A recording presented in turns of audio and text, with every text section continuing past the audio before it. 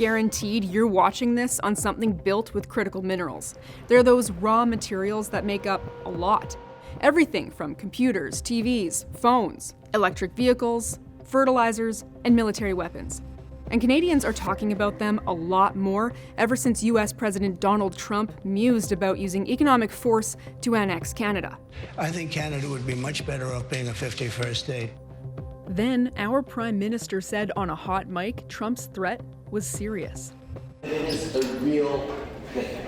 In my conversation with him, CBC cameras didn't catch the entire statement, but the Toronto Star recorded more. It reported Trudeau said, "I suggest that not only does the Trump administration know how many critical minerals we have, but that may be even why they keep talking about absorbing us and making us the 51st state." The term critical mineral is a political one. If it's crucial to Canada's economic or national security, it makes the cut. Canada has 34 critical minerals extracted from sites nationwide, and we're a key supplier to the United States. Canada exported almost $30 billion worth of critical minerals to the US in 2023, more than any other country. They need what we've got. It would be hard for someone else to fill the gap. We are the world's number 2 producer and exporter of uranium. Potash, we're the world's number 1 producer, exporter of potash. Nickel, we are a very significant exporter of nickel. For the past few years, Canada and the US have tried to strengthen North America's critical mineral production, even putting their collab in writing back in 2020, a way to be less reliant on China's and other countries' unfair trade practices. People woke up and realized that China had been investing in these for decades when no one else had. That was the big wake-up call, I think, for North America. If there's going to be more uncertainty in the world and we're going to have issues with international trade, we need to make sure that we have safe and secure access to what we need to build our economies. Canada isn't the only place Trump is zoning in on. He's using foreign war aid as a bargaining chip to get Ukraine's critical minerals. I think we've seen since Russia invaded Ukraine the importance of commodities from a geopolitical perspective. I think all countries are looking at how to secure their supply, not be dependent on their adversaries for that supply. Thing is, the US can already get to our resources.